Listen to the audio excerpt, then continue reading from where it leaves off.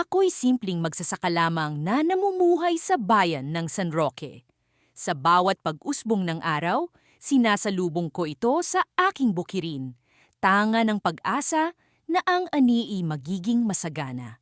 Subalit isang umaga, nasira ang katahimikan ng aking mundo nang marinig ko ang isang kakaibang ingay mula sa kagubatan.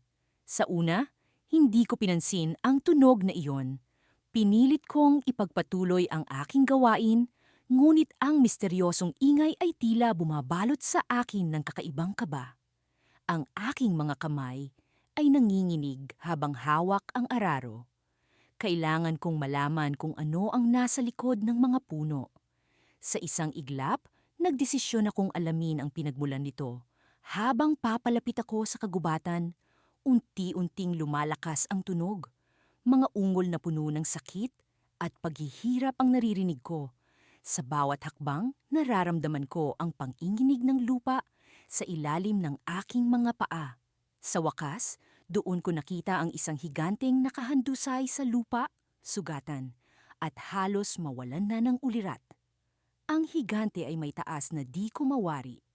Ang kanyang mga matay tila naglalagablab sa sakit, habang ang kanyang katawan ay puno ng mga sugat.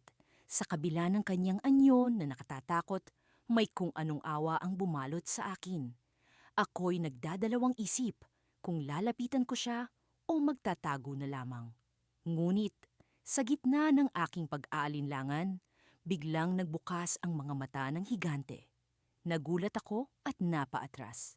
Ang higante ay tila nagmamakaawa. Nagkikiusap na siya'y tulungan. Sa kabila ng takot na bumabalot sa akin, naglakas loob akong lumapit. "Anong nangyari sa iyo?" Tanong ko sa kanya. Pilit pinapakalma ang aking sarili. Sa mahina at nanginginig na tinig, nagkwento siya tungkol sa isang grupo ng mga mangangaso na walang habas na umatake sa kanya habang siya'y natutulog. Nais nilang kunin ang kanyang balat, mga buto, at kung ano-ano pa na maaari nilang pagkakitaan.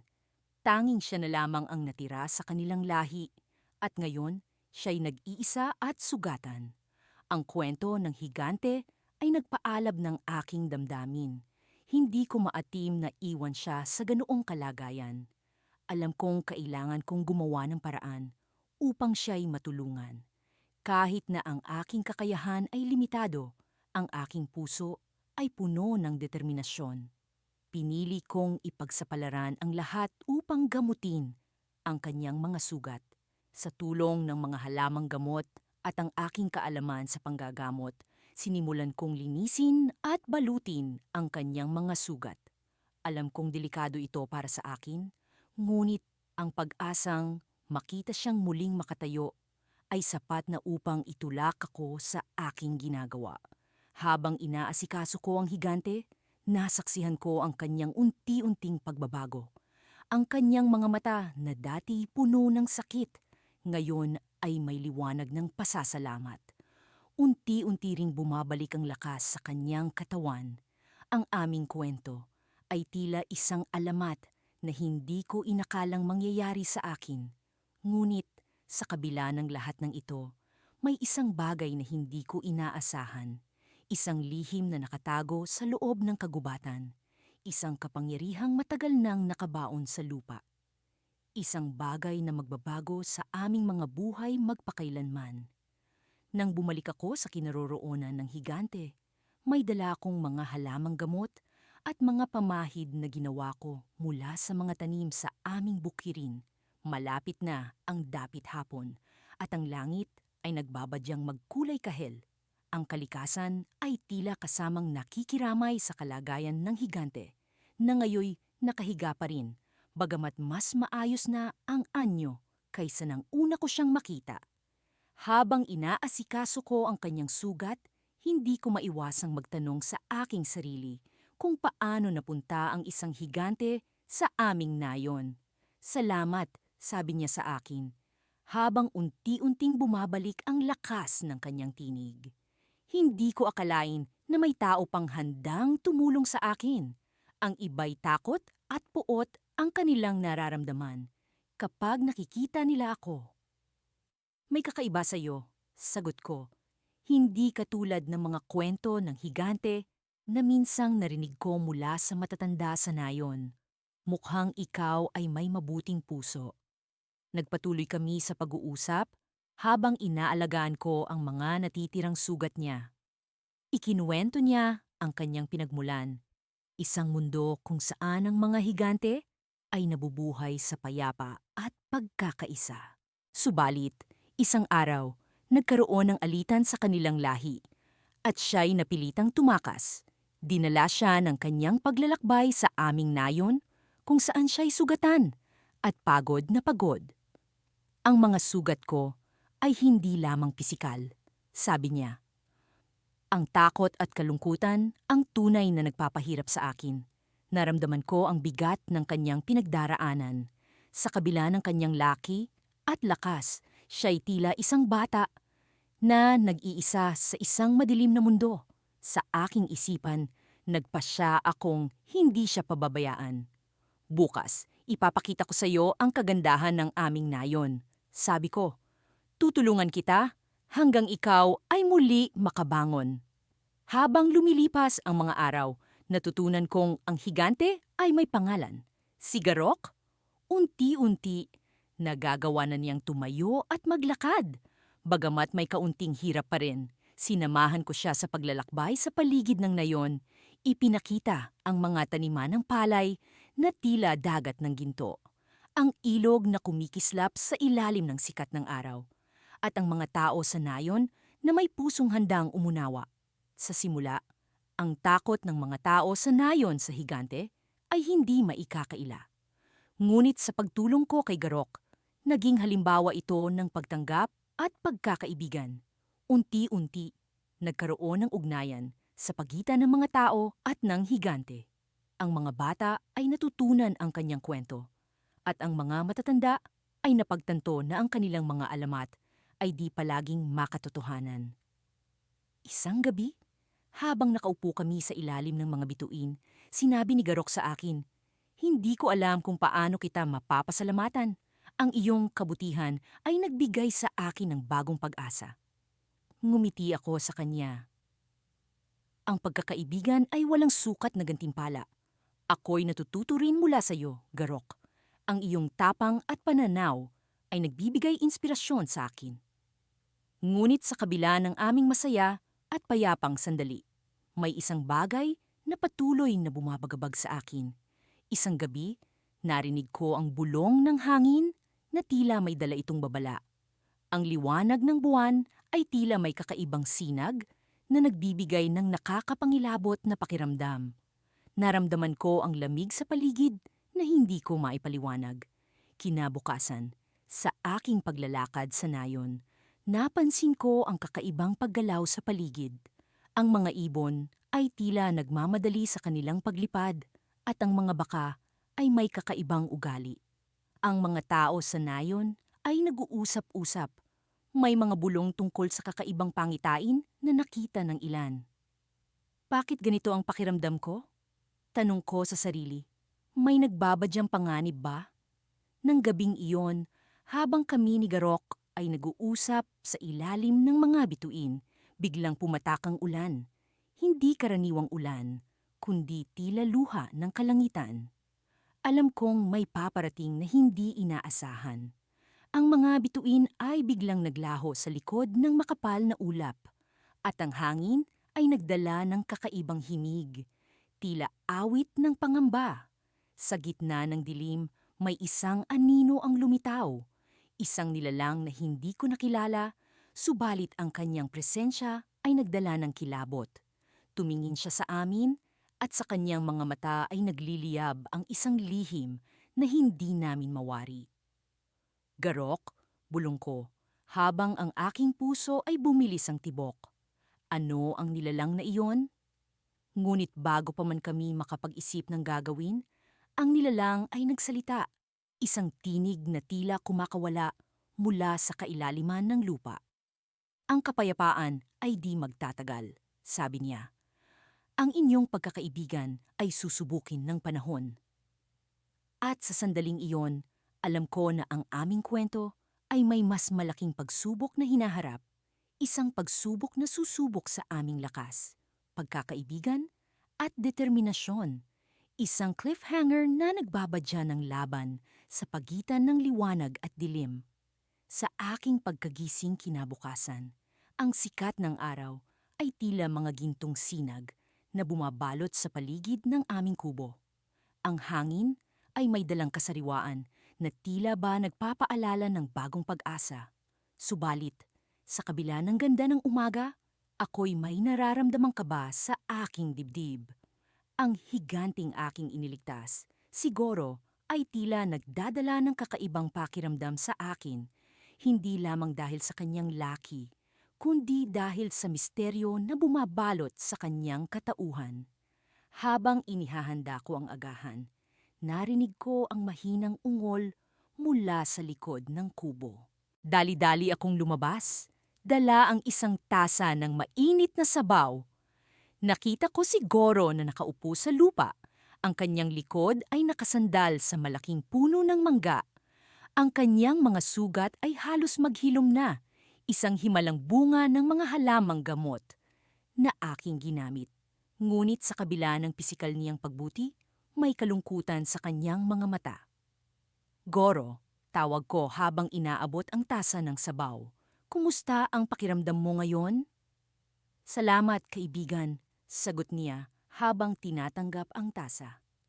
Mas mabuti na ang aking kalagayan, ngunit may isa akong problema na hindi mo maaaring malunasan. Nagulat ako sa kanyang sinabi. Ano ang ibig mong sabihin? May sakit ka pa ba? Huminga siya ng malalim at tumingin sa akin ng diretso. Hindi sakit ng katawan, kundi sakit ng puso.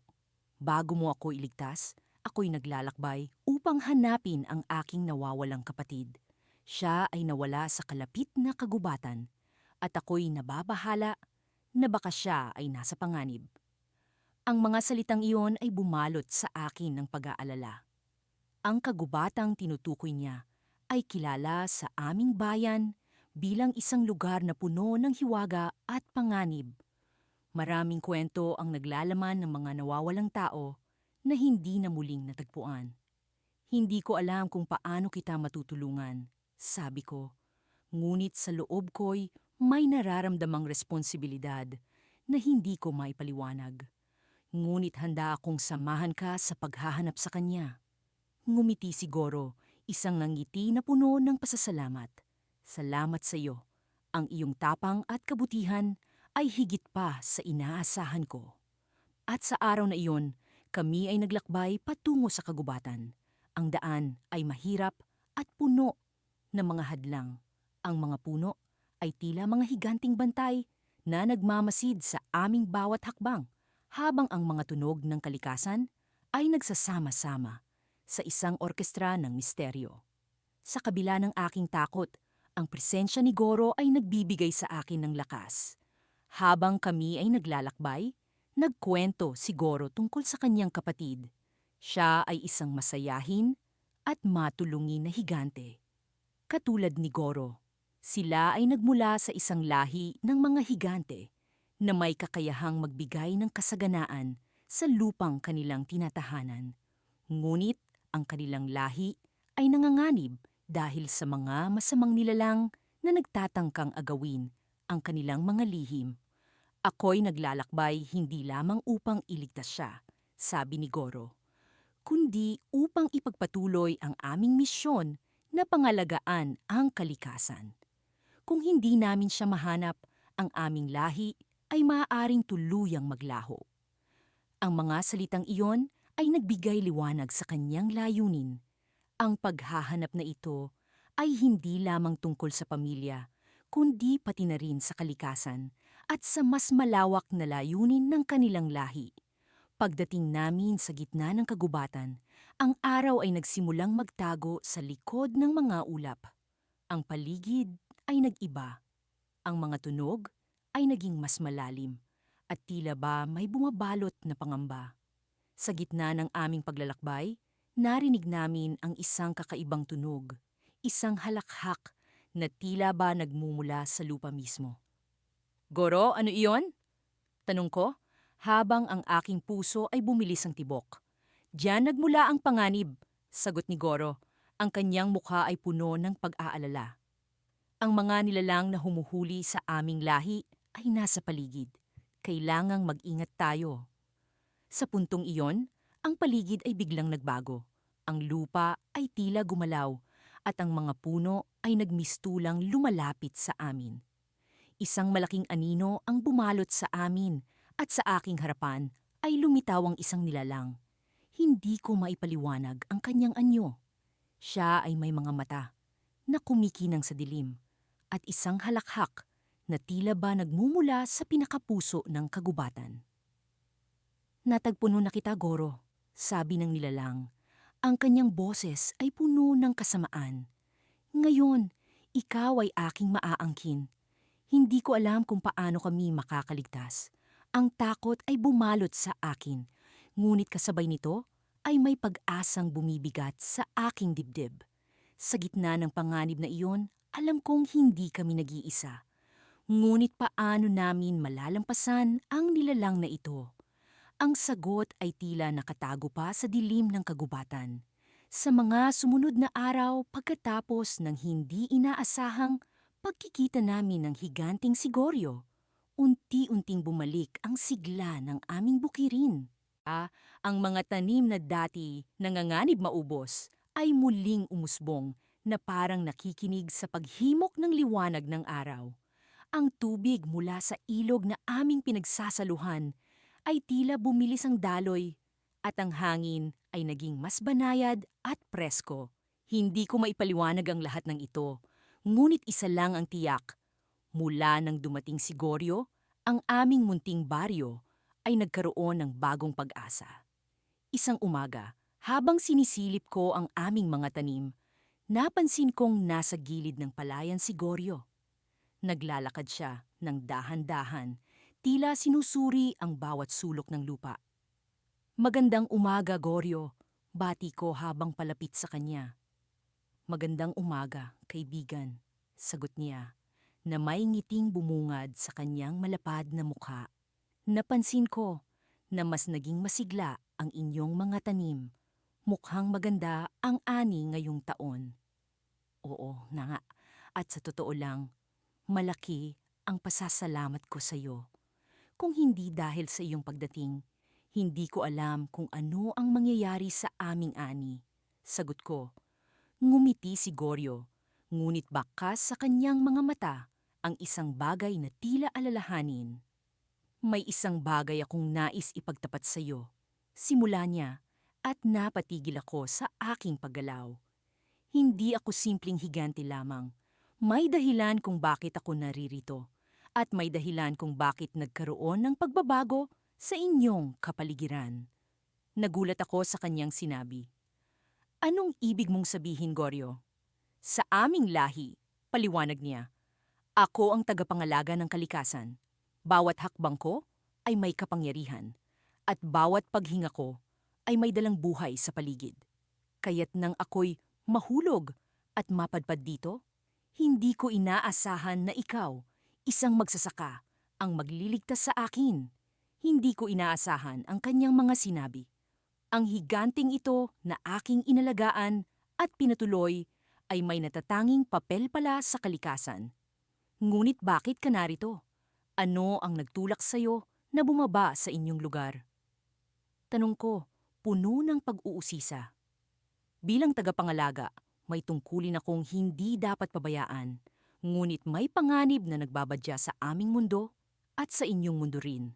Sagot niya na may halong kaba sa kanyang tinig. Isang nilalang na ang tanging hangarin ay sirain ang balanse ng kalikasan, ang nagtatangkang agawin ang aking kapangyarihan. Naramdaman ko ang bigat ng kanyang mga salita. Paano kita matutulungan, Goryo? Ano ang maaari kong gawin bilang isang simpleng magsasaka? Ngumiti siya sa akin, puno ng pasasalamat. Hindi ka simpleng magsasaka, kaibigan. Ang iyong puso ay puno ng kabutihan at iyon ang pinakamahalaga. Ngunit sa oras na ito, kailangan kong bumalik sa aking mundo upang harapin ang nilalang na iyon. Ang iyong ginawa para sa akin ay sapat na upang makapagsimula akong muli. Habang sinasabi niya ito, naramdaman ko ang isang kakaibang pakiramdam ng lungkot at pag-aalala. Hindi ko hinangad na magkahiwalay kami ni Goryo, ngunit alam kong may mas malaking tungkulin siyang dapat gampanan. Isang bagay pa, bago ako umalis, wika niya, sabay abot ng isang maliit na buto na tila kumikislap sa kanyang palad. Itanim mo ito sa inyong lupa. Sa panahon ng kagipitan, ito ang magiging gabay mo. Tinanggap ko ang buto, puno ng pasasalamat at pagkamangha. Salamat, Goryo. Hindi kita malilimutan. Bago siya tuluyang umalis, isang kakaibang liwanag ang bumalot sa kanyang katawan. At sa isang kisap mata, siya'y naglaho na parang bula. Hinanap ko siya sa paligid, ngunit tanging katahimikan ang bumalot sa lugar. Habang hawak ko ang buto, biglang may narinig akong kaluskos mula sa kakahuyan. Agad akong nagmadali patungo sa pinagmula ng tunog. At doon, sa gitna ng mga puno, may nakita akong anino na hindi pangkaraniwan. Isang anino na tila kumikilos na may sariling buhay. Nagsimula akong kabahan. Ang mga sinabi ni Goryo ay umalingaw-ngaw sa aking isipan. Ang nilalang na nagtatangkang agawin ang kanyang kapangyarihan, maari kayang narito ito, malapit lamang sa aming baryo? Habang unti-unting lumalapit ang anino, naramdaman ko ang isang kakaibang enerhiya na bumalot sa akin. Sa kabila ng takot, alam kong kailangan kong harapin ito. Ngunit paano bilang isang magsasaka, makahaharap ko ang isang ganitong klasing panganib? Hindi ko alam kung ano ang mangyayari sa mga susunod na sandali. Ngunit isa lang ang tiyak. Ang kwento naming ni Goryo ay malayo pa sa katapusan. Sa pagbalik ko sa aming tahanan, hawak-hawak ang buto. Alam kong sa susunod na kabanata ng kwentong ito, kailangan kong maging handa. Sa kabila ng mapanglaw na langit, nararamdaman ko ang kakaibang sigla sa hangin habang patuloy na naglalakad pa uwi mula sa aking munting bukid. Sa bawat hakbang, pakiramdam ko ay may bagong kabanata na nagbubukas sa aking buhay. Ang mga pangyayari sa nakaraang araw ay tila isang panaginip. Ang pagligtas ko sa isang sugatang higante sa gilid ng gubat. Sino ba naman ang mag-aakala na ang isang simpleng magsasaka tulad ko ay makakaharap ng isang nilalang na kadalasang nababanggit lamang sa mga alamat? Nang sumapit ako sa may pintuan ng aking kubo, bumungad sa akin ang higante, si Goliath. Masigla na ang kanyang mga mata at tila bumalik na ang kanyang lakas. Sa kabila ng kanyang anyo na nakakatakot para sa iba, hindi ko maiwasang maramdaman ang kanyang taus-pusong pasasalamat. Kaibigan, ang bati niya habang nakaupo sa isang malaking bato na tila nagmistulang trono sa kanyang kinalalagyan. Ang iyong kabutihan ay hindi ko malilimutan. Sa mga sumunod na araw, naging magkaibigan kami ni Goliath. Sa tuwing maghapon, tumutulong siya sa aking mga gawain sa bukid, na parabang isa siyang bahagi ng pamilya. Ang mga tanim ko ay tila lalong sumigla at ang ani ay lumago ng higit pa sa inaasahan. Ang kanyang lakas ay hindi lamang pisikal, may kung anong kapangyarihan siyang taglay na nagbigay ng bagong buhay sa lupaing ito. Isang gabi, habang nakaupo kami sa ilalim ng mga tala, nagsimula siyang magkwento tungkol sa kanyang pinagmulan. Ako'y hindi pangkaraniwang higante, wika niya, habang nakatingin sa langit na puno ng bituin. May lihim akong taglay na maaaring magbago sa iyong pananaw. Naguluhan ako sa kanyang sinabi. Anong lihim? Tanong ko, puno ng pagkamausisa. Nagpatuloy siya. Ako ay mula sa isang lahi ng mga tagapangalaga ng kalikasan. Ang aming layunin ay protektahan ang mga likas na yaman ng mundong ito. Ngunit sa kasawiang palad, marami sa amin ang nawala dahil sa kasakiman ng ilan. Naramdaman ko ang bigat ng kanyang mga salita. Sa loob ng mahabang panahon, Naramdaman ko ang pagkakaroon ng responsibilidad sa kalikasan, ngunit hindi ko lubos na naunawaan ang lalim nito hanggang sa marinig ko ang kwento ni Goliath. Kaya pala, ganun na lang ang iyong malasakit sa mga tanim, sabi ko, puno ng pagkamangha. Ngunit may isa pang bahagi ng kanyang kwento na hindi ko inaasahan. May isang bagay na nais kong ipakita sa iyo, sabi niya, habang tumayo mula sa kanyang kinauupuan. Sumunod ako sa kanya papunta sa likod ng aming kubo. Sa ilalim ng isang matandang puno, may isang mahiwagang pintuan na tila lumitaw mula sa kawalan. Anong meron dito? Tanong ko, habang pinagmamasdan ng pintuang may ukit na mga simbolo at tandang hindi ko maunawaan.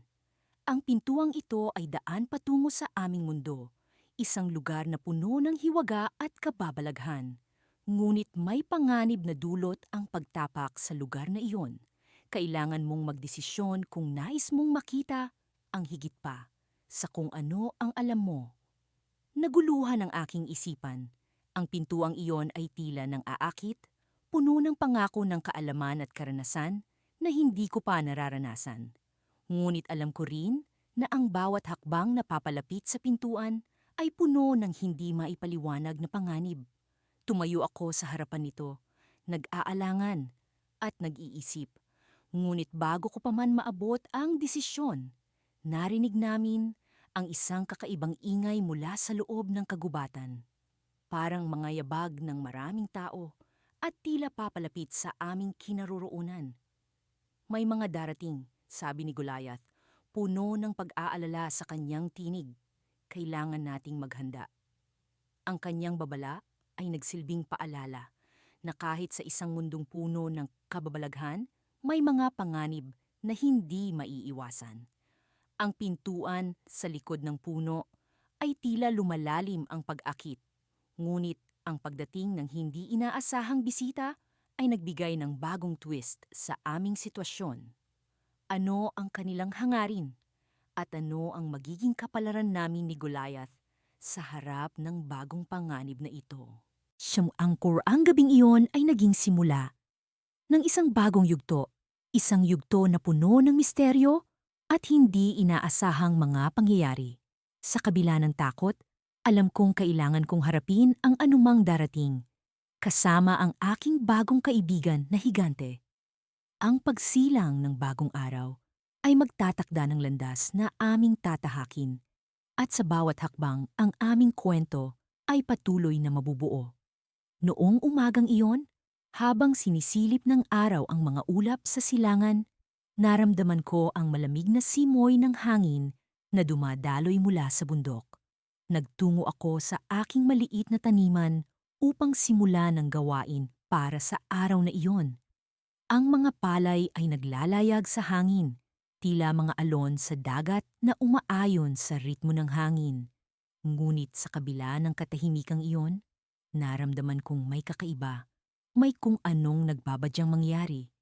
Habang abala ako sa pagtatanim, napansin kong may malaking anino na lumalapit mula sa kagubatan. Nagtaka ako at bahagyang kinabahan, ngunit itinuloy ko ang aking ginagawa. Hindi nagtagal, lumitaw ang isang malaking figura mula sa mga puno. Siya ang higante, ang sugatang higante na una kong natagpuan ilang linggo na ang nakalilipas. Ngayon ay bumalik siya, ngunit tila mas matatag na, at may daladalang isang bagay na nakatago sa isang malaking balabal. Kaibigan, wika ko habang siya'y lumalapit. Ano ang nagdala sa iyo rito muli? Ngumiti ang higante, isang ngangkiting puno ng pasasalamat at misteryo. Isang utang na loob ang hatid ko, kaibigan. Ngayoy handa na akong suklian ang iyong kabutihan. Nagpatuloy siya sa paglalakad patungo sa akin at ibinaba ang daladala niyang nakabalot. Nang buksan ito, bumungad sa akin ang isang makinang na bagay, isang kristal na parang bituin na kumikislap sa ilalim ng sikat ng araw. Ito ay isang mahiwagang kristal mula sa aming lahi, paliwanag ng higante. Ito'y may kapangyarihang magbigay ng kasaganaan sa iyong lupain at maghatid ng magandang ani. Hindi ako makapaniwala sa aking narinig. Ang simpleng pagtulong ko sa kanya ay bumalik sa akin ng higit pa sa inaasahan ko. Ngunit bago pa man ako makapagpasalamat, ngumiti muli ang higante at nagpatuloy sa kanyang pagsasalaysay.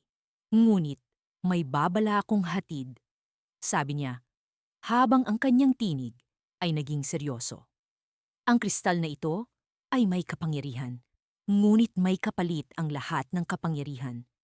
Kailangang gamitin mo ito ng may pag-iingat at kabutihan sa puso, sapagkat kung hindi, maaari itong maging sanhi ng kapahamakan. Nag-isip ako ng mabuti sa kanyang sinabi. Ang aking puso ay puno ng pagkasabik sa magandang ani na maaring ibigay nito, ngunit naalala ko rin ang mga kwento ng mga sinaunang alamat na ang labis na kapangyarihan ay maaaring magdulot ng kasakiman at pagkasira. Habang iniisip ko ang aking gagawin, napansin kong nagbago ang ihip ng hangin. Ang kalangitan ay unti-unting nagdidilim at ang paligid ay tila nagbabago. Ang higante na tila nag-aalala ay bumaling sa akin. Kailangan kong umalis, aniya. May panganib na paparating at hindi ko nais na madamay ka. Anong panganib? Tanong ko, nalilito at nag-aalala. Basta't alalahanin mo ang aking babala. Ang kristal ay isang biyaya, ngunit maaari ring maging sumpa. Ingatan mo ito at ang iyong sarili. Sagot niya, bago lumisan. Naglaho sa kagubatan na parang usok.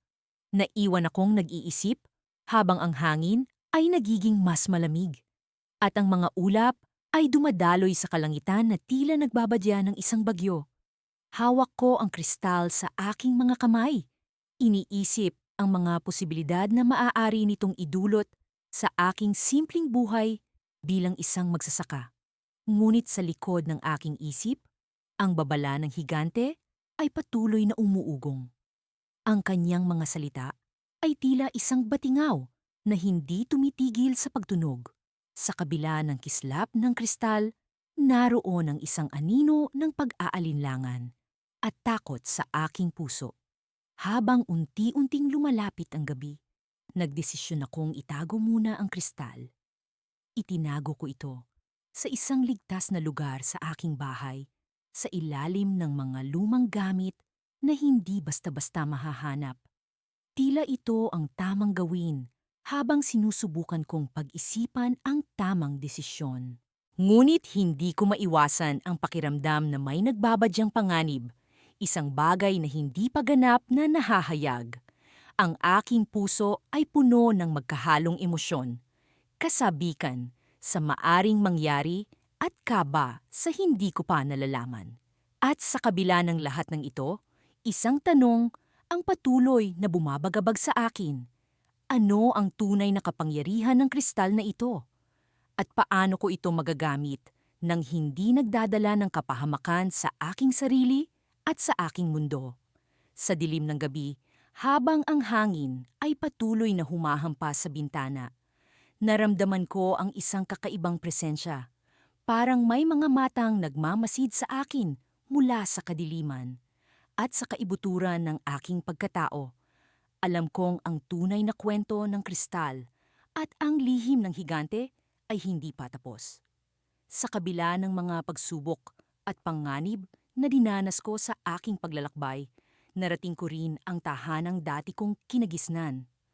Ang mga palayan ay nanatiling luntian at ang mga puno ng mangga sa paligid ay hitik sa bunga. Tila ba walang nagbago sa kapaligiran. Ngunit ang puso ko'y may dalang kaba at pag-aalala sapagkat ang higante, si Ilog, ay kasama ko, isang nilalang na hindi karaniwang nakikita sa aming nayon. Nang makita kami ng mga kapwa ko magsasaka, hindi maikakaila ang kanilang pagkagulat. Ang ilan ay nagmadaling lumayo habang ang iba'y nagtipon upang masdan ang kakaibang bisita. Sa kabila ng kanilang takot at pag-aalinlangan, ako'y nanatiling kalmado. Alam kong kailangan kong ipaliwanag ang tunay na dahilan kung bakit ko siya kasama. at kung ano ang nangyari sa aming paglalakbay. Mga kaibigan, ang sabi ko, huwag kayong matakot. Ang higanting ito ay hindi kaaway. Si Ilog ay aking kaibigan na iniligtas ko mula sa tiyak na kapahamakan. Siya'y sugatan at nangangailangan ng ating tulong. Sa unay may pag-aalinlangan pa rin silang nararamdaman. Ngunit nang makita nila ang sugat ni Ilog, unti-unti silang naawa at nagkaroon ng pag-unawa. Ang mga matatanda sa amin ay nagtipon-tipon upang magdesisyon kung ano ang nararapat gawin. Sa kabila ng kanilang takot, nagtagumpay ang kanilang awa at nagdesisyon silang tulungan ang higanti. Habang si Ilog ay inaasikaso ng mga manggagamot, ako naman ay nag-isang tabi upang magmuni-muni. Hindi ko rin maiwasang magtanong sa sarili kung ano ang magiging kahihinatnan ng aming komunidad pagkatapos ng pangyayaring ito. Sa aming pagsasama, natutunan ko ang mga bagay tungkol kay Ilog, mga lihim na hindi ko inaasahang madidiskubre. Ano ang plano mo pagkatapos mong gumaling, Ilog? Tanong ko isang gabi habang kami magkasamang nakaupo sa ilalim ng punong mangga. Sumagot siya sa akin na may ngiti. Sa totoo lang, nais kong makabalik sa aking tahanan sa kabundukan. Ngunit bago ako bumalik, may gusto akong ipakita sa iyo. Nagulat ako sa kanyang sagot. Ano pa kaya ang kanyang gustong ipakita sa akin? At bakit sa akin? May kung anong misteryo sa kanyang mga mata na nagbigay sa akin ng takot at excitement sa parehong oras. Pero sa kabila ng lahat, ako'y nagpasya. Handa akong sumama sa kanya. Isang umaga, habang ang araw ay nagsisimulang sumikat, naglakbay kami patungo sa isang lugar na hindi ko pa napuntahan. Ang daan ay puno ng mga nakalilitong landas at tila ba walang katapusang mga puno. Sa aming paglalakbay, hindi maiwasang bumalik sa aking isipan ang lahat ng aming pinagdaanan.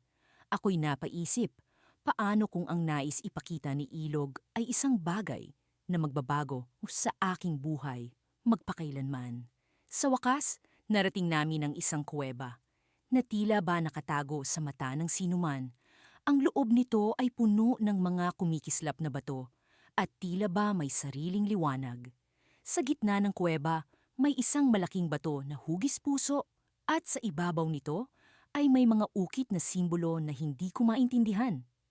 Ito ang aking lihim, kaibigan, sabi ni Ilog habang tinitingnan ang bato. Ang batong ito ay may kapangyarihan, isa itong alaala ng aming lahi at nagsisilbing proteksyon sa lahat ng higanti sa kabundukan. Nagulat ako sa kanyang revelasyon. Ang bato pala'y hindi lamang basta bato, kundi isang makapangyarihang bagay na may kakayahang protektahan ang mga higante. Ngunit bago ko pa man lubos na maunawaan ng lahat, biglang lumiwanag ang paligid. Ang mga simbolo sa bato'y nagningning at naramdaman ko ang kakaibang enerhiya sa hangin. Anong nangyayari, Ilog? Tanong ko habang ang aking puso'y bumibilis ang tibok. Ngumiti si Ilog at sinabi, Kaibigan, ang bato ay pumili ng bagong tagapangalaga. Ikaw ang napili. Hindi ko alam kung ano ang aking mararamdaman. Sa isang iglap, nagbago ang lahat. Ako'y isang simpleng magsasaka lamang. Ngunit ngayon, ako'y may dala ng responsibilidad na mas malaki pa sa aking inaasahan. Sa gitna ng aking pag-iisip, biglang narinig ko ang isang malakas na ugong mula sa labas ng kuweba. Ang lupay tila ba umuga at ang mga ibon sa paligid ay nagliparan palayo. May paparating, sabi ni Ilog habang tinitingnan ang bunganga ng kuweba. Isang panganib na hindi natin inaasahan. Hindi ko alam kung ano ang aming haharapin, ngunit alam kong hindi ko ito maaring iwasan. Sa kabila ng takot, naramdaman ko ang tibay na dulot ng batong puso at alam kong ito'y simula pa lamang ng mas malaking laban. Sa dulo ng kuweba, may mga anino ng mga nilalang na papalapit at alam kong ito'y magiging isang pagsubok na hindi lamang para sa akin, kundi para sa lahat ng aming komunidad. Ano ba ang tunay na layunin ng mga nilalang na ito? At paano ko maipagtatanggol ang bagong kapangyarihan na nasa aking mga kamay? Sa kabila ng mga pagsubok na dinaranas ko sa pang-araw-araw na buhay bilang isang simpleng magsasaka, hindi ko inaasahan na ang aking kwento ay magdudulot ng kakaibang pagliko. Ang mga tao sa aming nayon ay kilala sa aming kasipagan at pagiging masayahin, ngunit hindi nila alam na sa likod ng aking ngiti ay may lihim na bumabalot sa akin, isang lihim na nagsimula noong araw na iyon sa kagubatan. Nagsimula ang lahat ng matagpuan ko ang sugatang higante sa gilid ng ilog. Sa unay natakot ako, ngunit nang makita ko ang kanyang mga mata na puno ng pagmamakaawa, nawala ang takot ko. Sa kabila ng kanyang higanting anyo, ang kanyang kalagayan ay patunay na kahit ang pinakamalakas ay nangangailangan ng tulong. Inalagaan ko siya sa abot ng aking makakaya. Binigyan ng makakain, nilinis ang kanyang mga sugat, at kinuwento ang mga kwento ng aking buhay bilang isang magsasaka. Habang unti-unting bumubuti ang kanyang kalagayan, napansin kong may mga kakaibang pangyayari sa aking paligid. Ang mga pananim ko'y lalong yumayabong. Ang mga hayop sa paligid ng aking tahanan ay nagiging mas kalmado. At ang hangin sa paligid ay tila nagiging mas sariwa. Hindi ko ito pinansin noong una. Iniisip kong baka dala ito ng pagbabago ng panahon. Ngunit habang lumilipas ang mga araw, lalong nagiging maliwanag na may kakaibang puwersa sa paligid ko. Isang gabi, habang kami ng higante ay nakaupo sa ilalim ng mga bituin, ibinahagi niya sa akin ang kanyang kwento. Siya ay isang tagapagtanggol ng kalikasan, isang nilalang na ang tungkulin ay panatilihin ang balanse ng mundo. Isang labanan ang nagdala sa kanya sa aming kagubatan. Isang labanan laban sa mga nilalang na nais sirain ang kapaligiran para sa kanilang sariling kapakinabangan. Sa kanyang pagkatalo, siya'y napadpad sa aming nayon, sugatan at walang lakas. Sa iyong kabutihan, sabi niya sa akin, nagkakaroon ako muli ng lakas, ngunit may panganib na paparating, isang panganib na hindi mo pa nakikita. Napatigil ako sa kanyang sinabi. Ano ang ibig niyang sabihin? At bakit ako? Ako'y isang simpleng magsasaka lamang, walang kapangyarihan, walang kakayahan para harapin ang ganitong uri ng panganib. Ngunit ang mga araw ay nagpatuloy. Pipapla at ang balita ay dumating sa aming nayon. May mga kakaibang nilalang na nagkakalat ng takot sa kalapit na mga bayan. Ang mga ito'y tila lumalapit sa aming lugar unti-unti.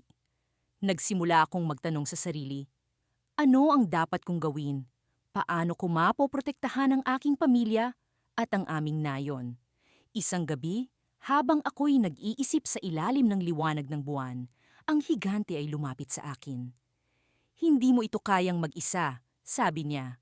Ngunit sa iyong kabutihan, binigyan mo ako ng lakas na muling bumangon. Sa kanyang mga kamay ay may hawak siyang isang maliit na kristal, kumikinang sa liwanag ng buwan. Ito'y bahagi ng aking kapangyarihan, paliwanag niya. Sa tamang panahon, ito ang magiging susi para sa iyong tagumpay. Nawala ang aking takot, napalitan ng isang kakaibang tapang. Alam kong hindi ko kayang harapin ang panganib na ito ng mag-isa. Ngunit sa tulong ng higante, pakiramdam ko'y may pag-asa pa. Ngunit habang iniisip ko ang mga bagay na ito, isang kakaibang tunog ang umalingaw-ngaw mula sa kagubatan. Ang mga ibon ay nagliparan, ang mga hayop ay nagtatakbuhan palayo. Tumingin ako sa higante at sa kanyang mukha ay naroon ang pag-aalala. Narito na sila, pulong niya sa akin. Sa aking pagtingin sa kagubatan, nakita ko ang mga anino na unti-unting lumalapit. Ang kanilang anyo'y hindi ko maaninaw, ngunit ramdam ko ang kanilang presensya. Sa oras na yon, napagtanto ko na ang lihim ng higante ay hindi lamang tungkol sa kanyang kapangyarihan, kundi sa mas malaking tungkulin na nakaatang sa aking mga balikat. Ang gabi ay tila naging mas mahaba. Ang hangin ay napuno ng tensyon. At sa aking puso ay naroon ang pag-aalala para sa aming nayon. Ngunit sa kabila ng takot, ang kristal na ibinigay sa akin ng higante ay nagbigay sa akin ng pag-asa. Sa kabila ng panganib na nagbabanta, alam kong may pagkakataon kami para sa tagumpay. Ngunit paano? Ano ang gagawin ko sa kristal na ito? Ano ang susunod na hakbang? Sa kabila ng mga tanong na bumabalot sa akin, alam kong hindi ko maaaring talikuran ang aking tungkulin. Sa likod ng aking isip, isang ideya ang unti-unting bumubuo, isang plano na maaring maging susi sa aming kaligtasan. Ngunit sa ngayon, ito'y nananatiling misteryo, isang lihim na naghihintay ng tamang sandali para mabunyag. At habang ang gabi patuloy na lumalalim, ang kasagutan ay nananatiling mailap, isang twist na hindi ko pa alam kung saan hahantong. Sa paglipas ng mga araw, tila nagiging bahagi na ng aking pang-araw-araw na buhay ang pag-aalaga sa sugatang higante. Ang kanyang sugat ay unti-unting gumagaling at sa bawat hakbang niyang patungo sa pagbangon, nararamdaman ko ang pag-asa at pananabik. Isang kakaibang koneksyon ang nabuo sa pagitan namin. Ang mga kwento niya tungkol sa kanyang mundo na puno ng mahiwagang nilalang at hindi mabilang na pakikipagsapalaran ay nakapagpalawak ng aking pananaw sa buhay. Isang umaga, habang tahimik kong pinagmamasdan ng bukirin, naramdaman kong may kakaibang hangin na dumadaloy sa paligid. Tila may pagbabago sa kapaligiran. Isang hindi maipaliwanag na enerhiya na nagmumula sa lupa at hangin. Sa kaibuturan ng aking puso, alam kong may mahalagang mangyayari. Lumapit sa akin si Gora, ang higante, at nagbigay siya ng ngiti na tila may ibig sabihin. May kailangan kang malaman, kaibigan, wika ni Gora habang nakakuyom ang kanyang mga kamay. Ang sugat na ito, hindi ito basta-basta. Isa itong marka, isang tanda na may nakabinbin na kapalaran para sa akin. Napatingin ako sa kanya, puno ng pagtataka. Ano ang ibig mong sabihin, Gora? Ang sugat na ito ay mula sa isang nilalang na may masamang hangarin. Isa siyang mandirigma ng madilim na kaharian na naglalayong sakupin ang aming mundo. Ngunit sa pagtakas ko, narito ako sa inyong mundo, dala ang isang mahalagang lihim. Hindi ko maiwasang mangamba sa kanyang mga sinabi. Ngunit kasabay ng takot ay ang determinasyon na tulungan siya sa anumang paraan na magagawa ko. Ano ang maitutulong ko, Gora? Ang iyong kabutihan ay nagbigay sa akin ng lakas upang patuloy na lumaban. Ngunit may kailangan akong gawin at nangangailangan ito ng iyong tulong.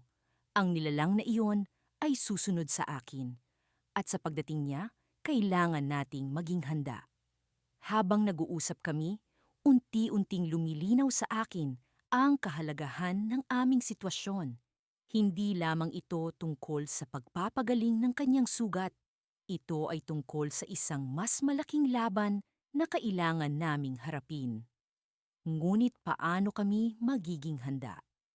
Paano ko maipagtatanggol ang aking maliit na mundo laban sa isang hindi nakikitang kalaban? Sa aming pag-uusap, inilahad ni Gora ang isang plano. Kailangan naming bumuo ng isang depensa, isang proteksyon na hindi lamang para sa akin, kundi para sa buong aming komunidad. Ang kanyang mga kaalaman sa mahiwagang kapangyarihan ng kanyang mundo ay naging susi sa aming paghahanda. Habang abala kami sa pagpaplano, naramdaman ko ang pagigting sa paligid. Ang mga ibon ay tila nagmamasid. Ang hangin ay may dalang mga bulong. At ang lupa ay tila nag-aalangan sa bawat hakbang namin. Nagsimula kaming maghanda ng mga kagamitan, magtipon ng mga tao, at maglatag ng mga plano. Ang bawat isa sa amin ay may bahagi sa laban na darating.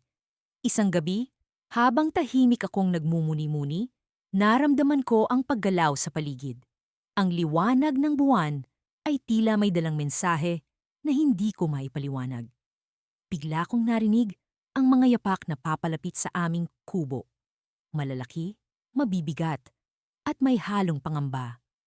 Hindi ko alam kung ano ang aking aasahan, ngunit alam kong kailangan kong maging matatag. Paglabas ko ng kubo, pumungad sa akin ng isang anino, isang figura na hindi ko inaasahan, isang nilalang na mas malaki pa kay Gora. May dalang isang sandata na kumikislap sa liwanag ng buwan. Hindi ko maipaliwanag ang takot na bumalot sa akin, ngunit alam kong ito na ang simula ng laban na pinaghahandaan namin. Si Gora ay nasa tabi ko, handang ipagtanggol ang aming tahanan. Ngunit sa kanyang mga mata, nakita ko ang isang lihim na hindi ko pa natutuklasan. May kailangan kang malaman, kaibigan. Wika ni Gora, na tila may pinipigil na damdamin. Ang nilalang na ito ay hindi lamang kalaban. Siya ay isang kaibigan mula sa aking mundo, ngunit may dala siyang babala. Hindi ko alam kung ano ang ibig sabihin ni Gora, ngunit sa harap ng panganib, naramdaman ko ang isang kakaibang tiwala. Ang nilalang na ito, na dapat ay kalaban, ay may dala palang mahalagang mensahe. Paano namin haharapin ang sitwasyong ito? Ano ang lihim na dala ng nilalang na ito? Sa gitna ng aming pag-aalinlangan, isang bagay ang malinaw. Ang aming pagkakaibigan ay susi upang malampasan ang anumang pagsubok. Ngunit sa likod ng bawat hakbang, naroon ang isang tanong na kailangan naming sagutin. Ano ang tunay na balak ng nilalang na ito?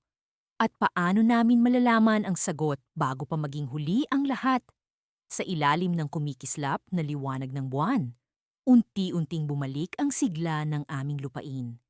Ang mga palay ay sumasayaw sa hangin, tila nagdiriwang kasama namin sa pagbalik ng kasaganaan. Subalit sa kabila ng mga ngiti at halakhak, ang aking puso ay puno ng pag-aalala para kay Lakam, ang higanteng iniligtas ko mula sa bingit ng kamatayan.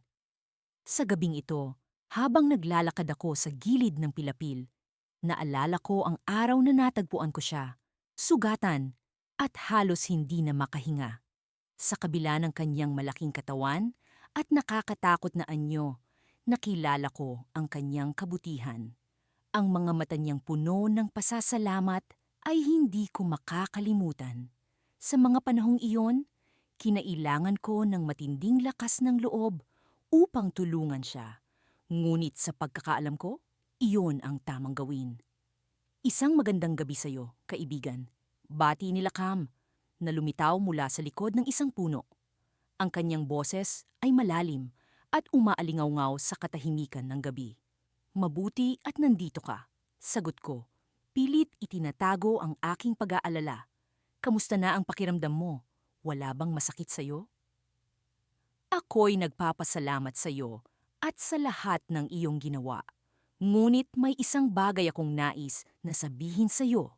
Tugon niya habang nakatingin sa buwan na tila may malalim na iniisip.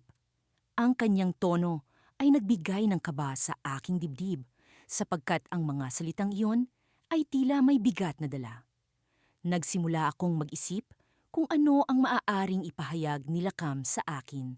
Sa mga nakalipas na araw, napansin ko ang kanyang pag-aalala at tila may bumabagabag sa kanyang isipan.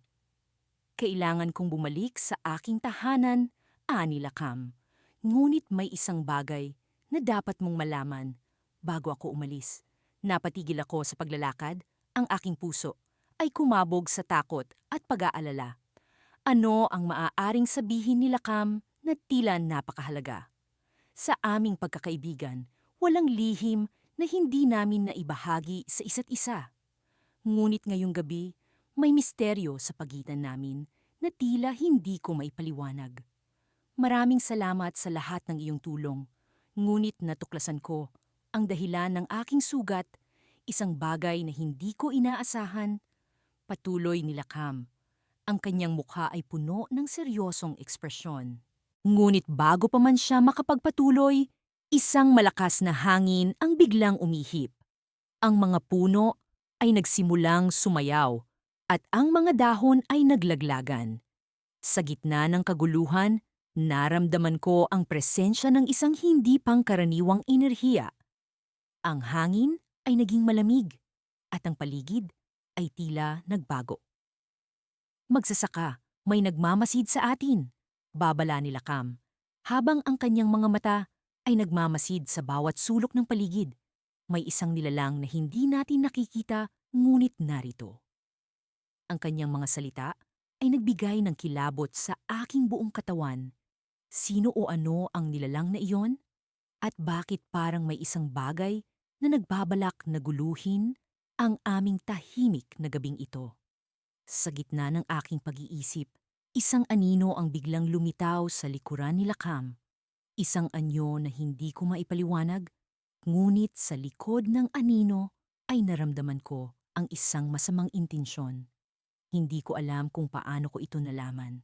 Ngunit ang aking instinto ay nagbabala sa akin na may panganib. "Lakam, likod mo!" Sigaw ko habang tumatakbo papunta sa kanya. Ang aking kamay ay nakahawak sa aking itak na palaging kasama ko sa pagtatanim. Ang higante ay mabilis na pumihit, ngunit ang anino ay tila mas mabilis. Sa isang iglap, naglaho ito, ngunit ang malamig na hangin ay nanatili, nag-iiwan ng kakaibang pakiramdam sa aming dalawa. May lihim akong dapat sabihin sa iyo, pabulong ni Lakam, habang ang kanyang mukha ay puno ng pag-aalala. Ang sugat ko ay hindi lamang aksidente. Isang nilalang ang nagtangkang pumatay sa akin, at ito'y bahagi ng isang mas malaking plano. Sa mga salitang iyon, parang bumagsak ang langit sa aking kalooban.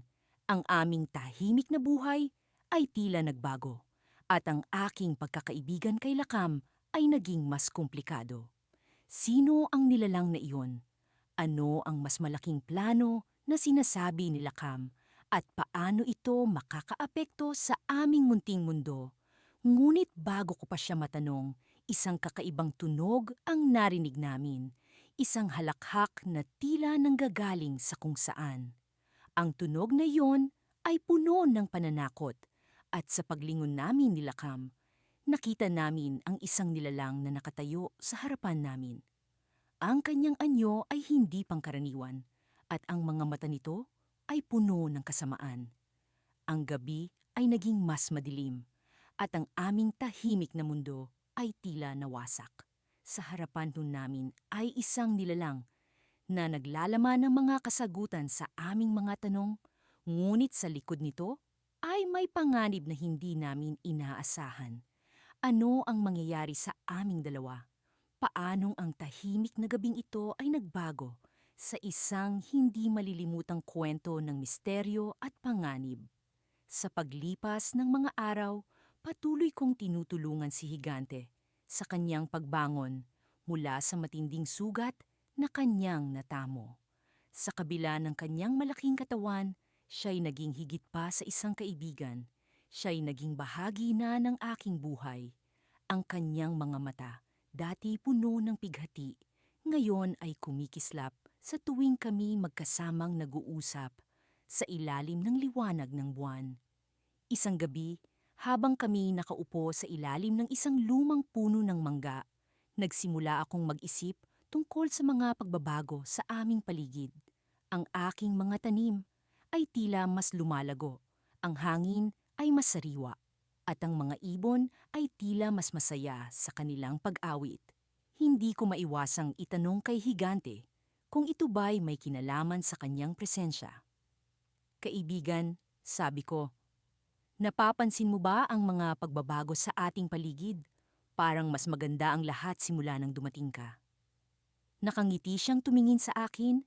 Ang kanyang mga mata ay puno ng misteryo.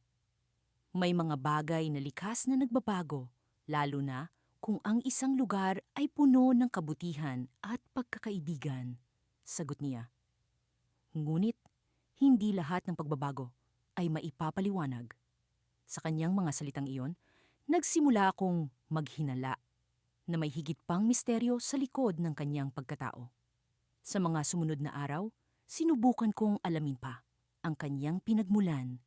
Madalas kong tanungin si Higante tungkol sa kanyang nakaraan, ngunit siya'y laging nag-uusap ng patungkol sa mga bundok at sa kanyang tahanan na tila puno ng kababalaghan.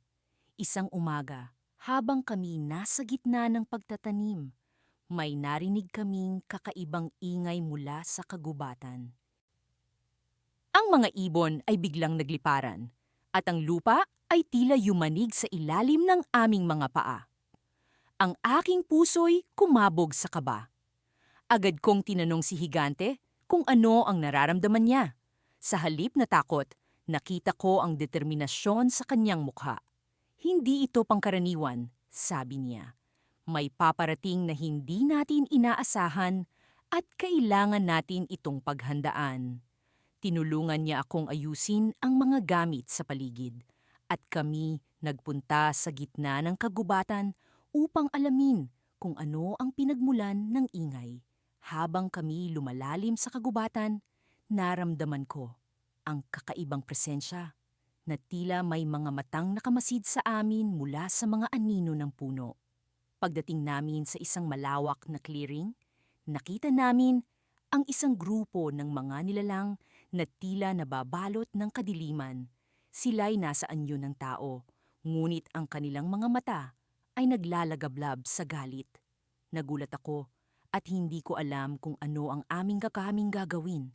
Subalit si Higante ay tila alam ang kanilang pinagmulan.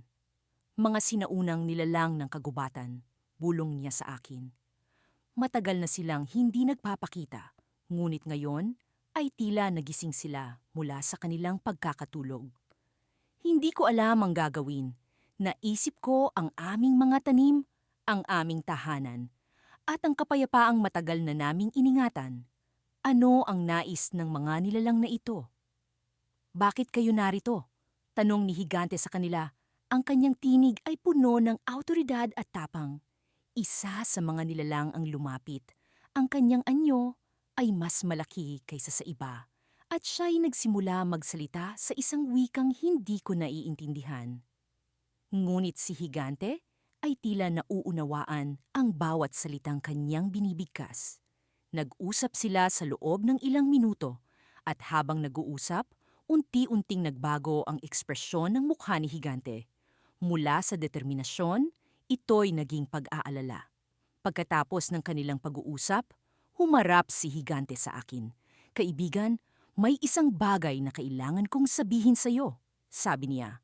At ako'y nakaramdam ng bigat sa kanyang mga salita. Ang kagubatan ay nasa panganib at ang mga nilalang na ito'y may kinalaman sa aking nakaraan. Sa kanyang mga mata, nakita ko ang isang lihim na matagal na niyang inilihim. Ako'y bahagi ng kanilang mundo at may mga bagay na kailangan kong ayusin upang hindi maapektuhan ang ating tahanan. Ang aking puso'y tila nabalot ng kaba at pag-aalala. Ano ang ibig sabihin ng mga salitang ito? Ano ang tunay na relasyon ni Higante sa mga nilalang ng kagubatan?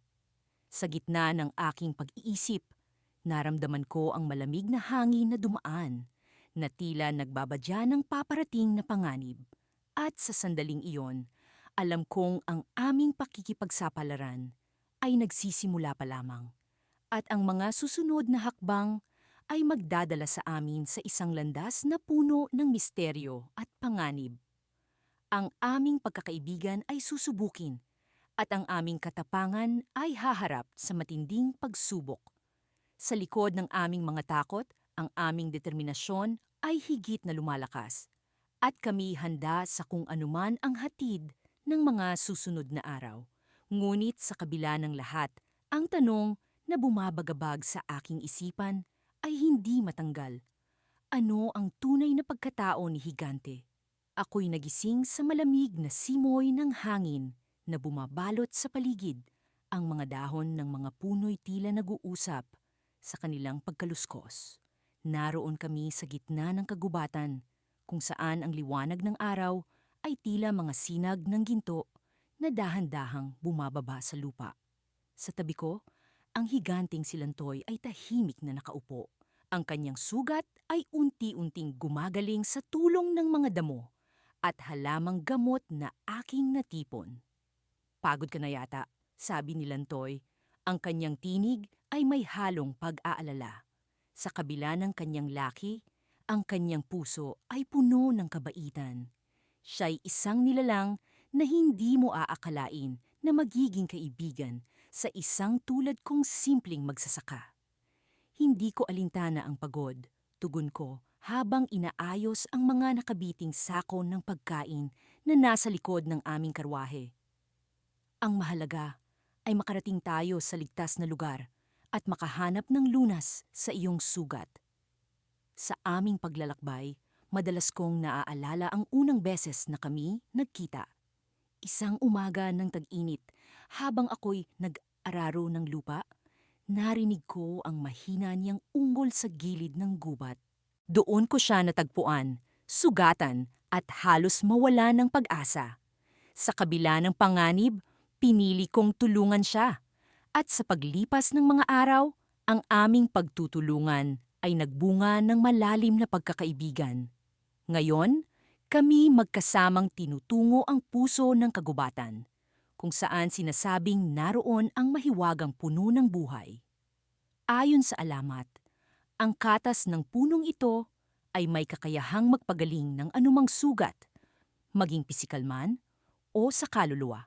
Habang patuloy kaming naglalakbay, napansin ko ang kakaibang galaw ng mga hayop sa paligid. Ang mga ibon ay tila nagmamasid sa amin, at ang mga usa ay nagtatago sa likod ng mga puno. May kung anong misteryo ang bumabalot sa lugar na ito, isang bagay na lumilikha ng kaba sa aking dibdib. Bigla, isang malakas na tunog, ang umalingaw-ngaw, parang ugong ng kulog na nagmula sa kalaliman ng kagubatan. Kami nagkatinginan ni Lantoy, kapwa naguguluhan ngunit determinado. Alam naming hindi kami maaring tumigil. Ang oras ay mahalaga para sa sugat ni Lantoy. Sa aming patuloy na paglalakbay, naramdaman ko ang pagdilim ng paligid. Ang mga sinag ng araw ay unti-unting nawawala. At ang mga anino ng gabi nag-uumpisang bumalot sa amin. Sa di kalayuan, nakita ko ang isang kakaibang liwanag. Isang tila kumikinang na batis na bumabalot sa paligid ng isang makapangyarihang puno. Ito na nga ang hinahanap namin, ang puno ng buhay. Ngunit bago pa kami makalapit, isang figura ang lumitaw mula sa kadiliman. Isang nilalang na hindi mo aakalain na nagtatago sa kagubatan. Siya'y may kakaibang anyo, mataas, payat, at ang kanyang balat ay tila gawa sa kahoy. Ang kanyang mga mata ay kumikislap sa liwanag ng buwan, at ang kanyang tinig ay umalingaw-ngaw sa paligid. Maligayang pagdating, mga manlalakbay, wika ng nilalang. Ang kanyang tinig ay tila naglalaman ng lihim. Hindi lahat ay nakarating sa punong ito. Ano ang inyong layunin? Nagsalita si Lantoy, ang kanyang boses ay puno ng tapang. Naghahanap kami ng lunas para sa aking sugat. Kami naniniwala sa kapangyarihan ng puno ng buhay. Ngumiti ang nilalang, isang ngiti na naglalaman ng misteryo. Maraming naghahanap ng puno ng buhay, ngunit hindi lahat ay handang magbayad ng halaga para dito. Ako ay naguluhan at tinanong ko siya, anong halaga ang iyong sinasabi? Sa isang iglap, ang paligid ay tila umikot. Ang lupa ay tila nagising sa kanyang kapangyarihan at ang puno ng buhay ay nagbago ng anyo. Nagmistulang isang halimaw na handang lumamon. Ang nilalang ay nagpatuloy. Upang makuha ang katas ng puno, kailangan mong ipagpalit ang isang bagay na mahalaga. Ang aking puso ay tumibok ng mabilis. Ang takot at pag-aalala ay bumalot sa akin. Ano ang handa kong isakripisyo para sa kaligtasan ni Lantoy? Ang aming pagkakaibigan ay sinubok sa harap ng isang desisyon na maaring magbago sa aming buhay. Habang kami nakatayo sa harap ng puno, isang tanong ang bumabalot sa aking isipan. Ano ang tunay na halaga ng pagkakaibigan at ano ang handa kong isakripisyo para dito? Ang sagot ay hindi malinaw, ngunit ang oras ay tumatakbo at ang kagubatan ay tila bumabalot sa amin ng kanyang mga lihim. Sa gitna ng takot at pag-asa, kami naghintay sa kung ano ang susunod na mangyayari.